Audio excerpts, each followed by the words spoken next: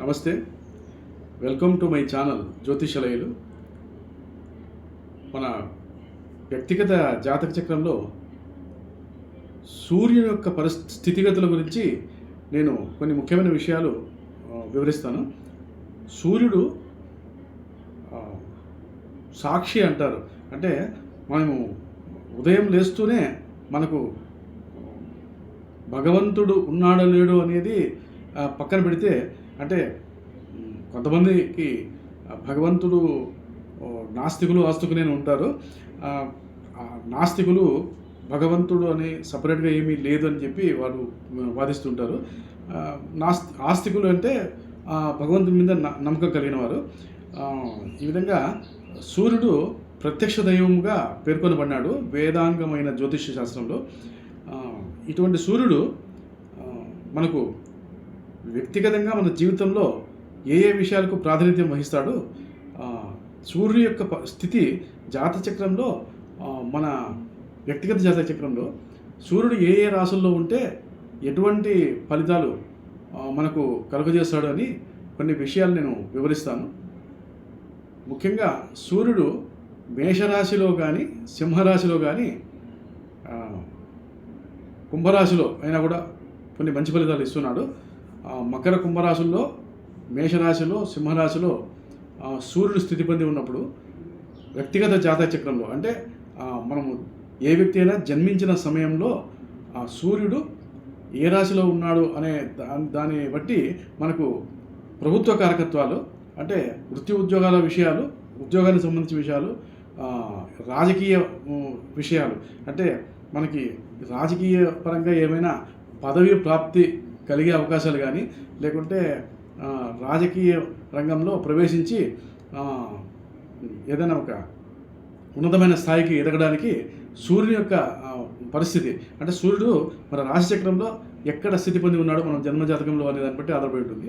అదేవిధంగా సూర్యుని స్థితిని బట్టి ఆరోగ్యము, ముఖ్యంగా సాధారణ ఆరోగ్యం అంటారు. అంటే ముఖ్యమైన అవయవాలు, గుండెకు సంబంధించిన లయ, తలకు సంబంధించిన ఆరోగ్యము, అదేవిధంగా ఆత్మకారకుడు అంటారు సూర్యుడు. అంటే సెల్ఫ్ కాన్ఫిడెన్స్ కలిగి ఉండడము, ఇటువంటి విషయాలు కూడా సూర్యుడు ప్రాతినిధ్యం వహిస్తాడు. నేత్రకారకుడు కూడా సూర్యుడే. అంటే జ్యోతిశాస్త్రంలో కొంతవరకు పగలు జన్మించిన వారికి నేత్రకారకుడు సూర్యుడు, రాత్రి జన్మించిన వారికి శుక్రుడు నేత్రకారకుడు అని కొన్ని చోట్ల జ్యోతిషశాస్త్ర గ్రంథాల్లో వివరించడం జరిగి ఉంది.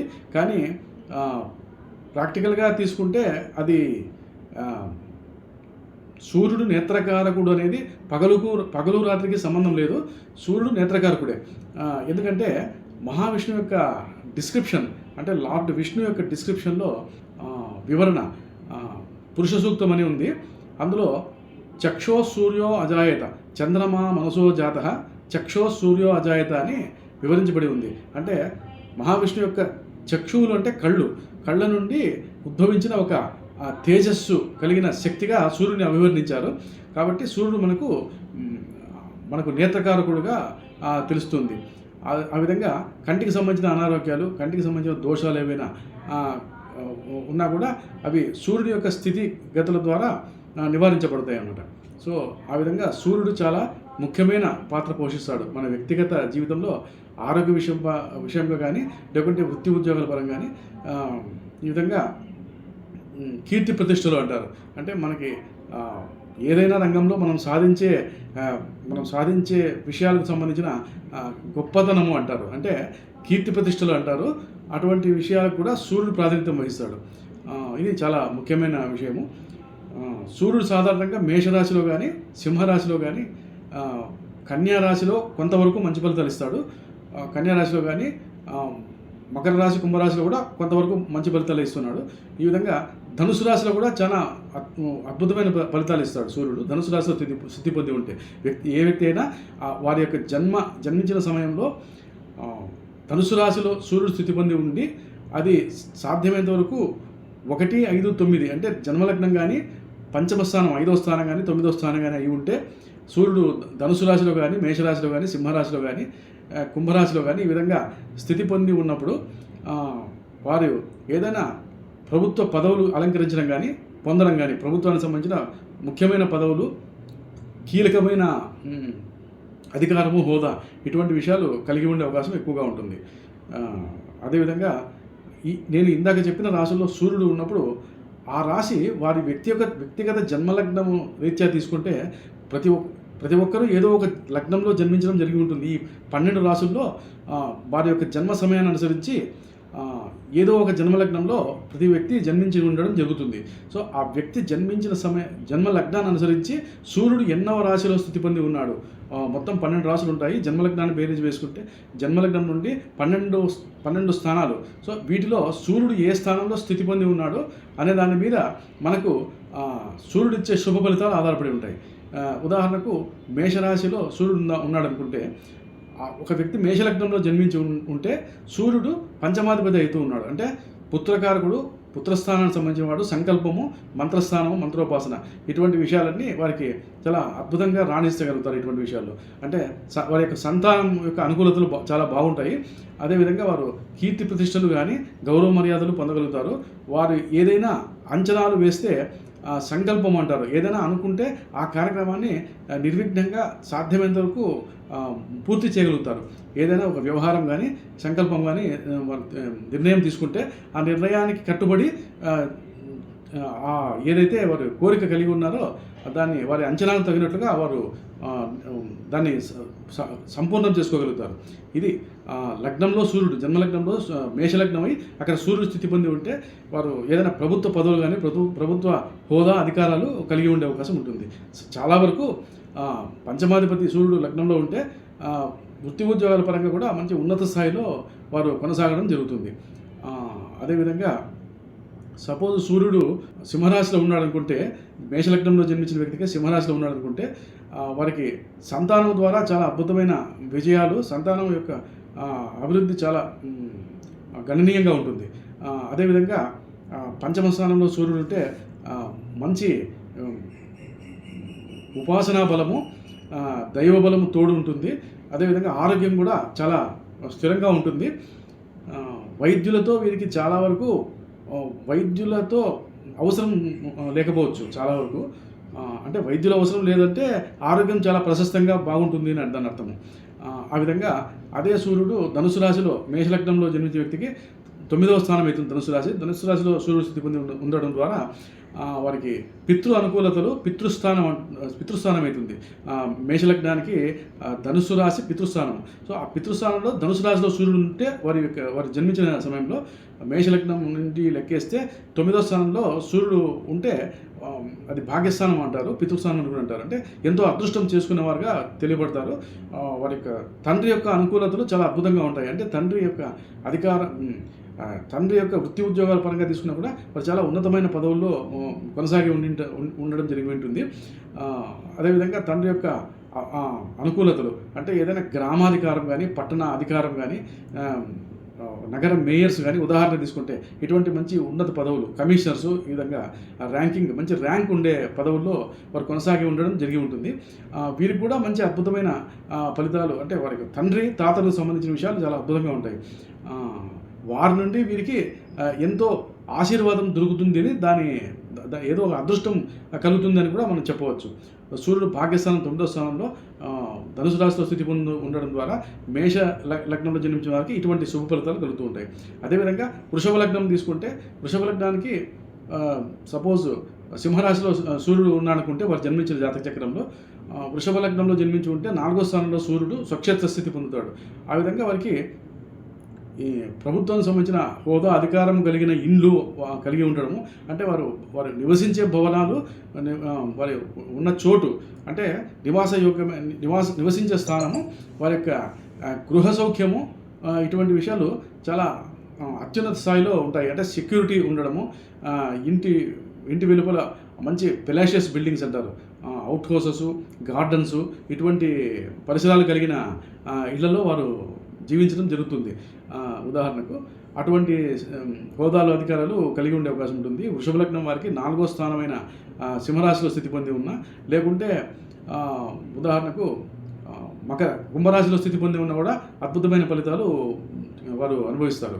కుంభరాశిలో కూడా సూర్యుడు మంచి ఫలితాలు ఇస్తూ ఉన్నాడు. ఆ విధంగా ఉంటుంది. అదేవిధంగా వృషభ రాశి, మిథున రాశి వారికి సూర్యుడు మేషరాశిలో కానీ, సింహరాశిలో కానీ, ధనుసు రాశిలో కానీ ఇటువంటి రాశుల్లో ఉన్నప్పుడు వారు కూడా ఆరోగ్య రీత్యా కానీ, కమ్యూనికేషన్స్ పరంగా కానీ ఉత్తర ప్రత్యుత్తరాలు అంటారు, ధైర్య సాహసాలు కలిగి ఉంటారు. విజయ పరంపరలో కొనసాగడం జరుగుతుంది. మిథున రాశి వారికి తృతీయ స్థానంలో సూర్యుడు స్థితి పొంది ఉండడం ద్వారా ఇటువంటి శుభ ఫలితాలు పొందగలుగుతారు.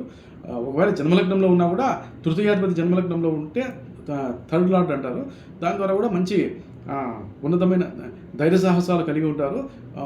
ప్రయాణాల ద్వారా ఎక్కువ వారు లబ్ధి పొందే అవకాశం ఉంటుంది. ఏదైనా డిస్టెన్స్ ట్రావెల్ చేయడం ద్వారా వారికి ఏదైనా అనుకూలతలు, ఏదైనా ఆదాయం, ఏదైనా సంపాదన ఇటువంటి విషయాలు కూడా కలిగి ఉండే అవకాశం ఉంటుంది.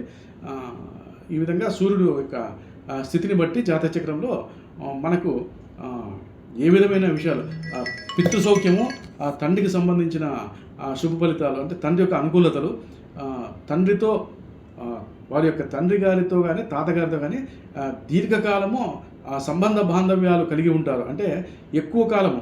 ఇప్పుడు ఒక వ్యక్తి జన్మించి సపోజ్ ఒక వ్యక్తి యొక్క తండ్రి సూర్యుడు జాతక చక్రంలో బాగుంటే దాదాపుగా 50-60 సంవత్సరాలు వచ్చే వయసు వరకు వారి యొక్క తండ్రి గారు ఆ వ్యక్తితో జీవించి ఉండే అవకాశం కలిగి ఉంటారు. అంటే ఎక్కువ కాలము తండ్రి కొడుకులు కానీ ఈ విధంగా ఎక్కువ స్పాన్ ఆఫ్ లైఫ్ అంటారు, చాలా కాలం వారిద్దరూ సఖ్యతగా ఉండడం జరుగుతుంది. తండ్రి యొక్క సహాయ సహకారాలు, ప్రోత్సాహము, సపోర్టు, ఇటువంటి ఫలితాలన్నీ అద్భుతంగా వారికి అందజేయబడతాయి. ఇది సూర్యుడికి సంబంధించిన ముఖ్యమైన విషయాలు. ఒకవేళ సూర్యుడు జాతక చక్రంలో వారు జన్మించిన జాతక చక్రంలో నీచ స్థితిలో కానీ, అంటే తులారాశి సూర్యుడికి నీచ స్థితి అవుతుంది. అటువంటి నీచ స్థితిలో సూర్యుడు స్థితి పొంది ఉన్నప్పుడు జన్మజాతకంలో సూర్యుడితో పాటు రాహువు కానీ, శని కానీ, లేకుంటే ఇటువంటి పాపగ్రహాలు ఏమైనా కేతువు, రాహువు, శని ఇటువంటి గ్రహాలు కలిసి ఉంటే సూర్యుడితో పాటు తండ్రికి సంబంధించిన అనానుకూలతలు, అధికారం కోల్పోవడము, పదవి విచ్ఛితి అంటారు. అంటే పదవి ఏదైనా ఉన్నా కూడా దాన్ని ఏదో సమయంలో పట్టుబడడము, పదవిని కోల్పోవడం జరిగే అవకాశం ఉంటుంది. అదేవిధంగా ఆరోగ్య భంగాలు, తరచుగా వైద్యులను సంప్రదించాల్సి రావడము, హృదయ రోగాలు అంటారు, హృదయ సంబంధించిన వ్యాధులతో వారు ఇబ్బంది పడే అవకాశం ఉంటుంది. అదేవిధంగా వారికి మిత్రులు అంటారు, మిత్రుల ద్వారా కూడా ఏదైనా అనానుకూలతలు జరిగే అవకాశం ఉంటుంది. ఎందుకంటే సూర్యునికి మరో పేరు మిత్రాయ నమః అని ఉంది. భాస్కరాయ నమః, మిత్రాయ నమః ఇటువంటి పేర్లతో సూర్యుడు పిలువబడుతున్నాడు. కాబట్టి అటువంటి విషయాలు కూడా ఇబ్బందులు పడే అవకాశం ఉంటుంది సూర్యుడు నీచ స్థితిలో ఉండడం ద్వారా. అంటే తులారాశిలో స్థితి పొంది ఉండి రాహుకేతులతో కానీ శనితో కానీ కలిసి ఉంటే కొద్దిగా ఇబ్బందికరమైన పరిస్థితులు ఏర్పడుతూ ఉంటాయి. ఇది సూర్యుడికి సంబంధించిన ముఖ్యమైన విషయాలు.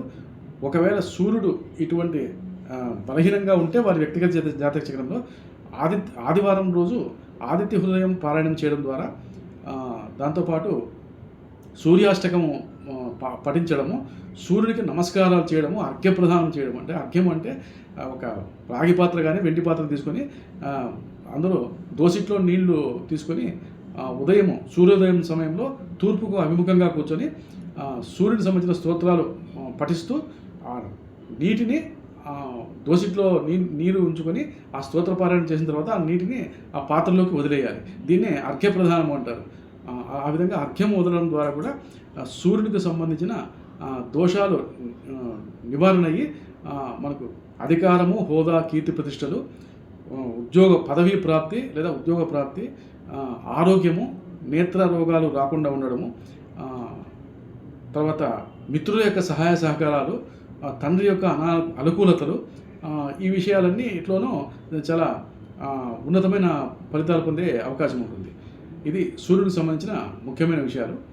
మరిన్ని ముఖ్యమైన విషయాలు వచ్చే వీడియోలో నేను తెలియజేస్తాను. నమస్తే. ఈ వీడియో మీకు నచ్చినట్లయితే దయచేసి లైక్ చేసి సబ్స్క్రైబ్ చేసుకోండి.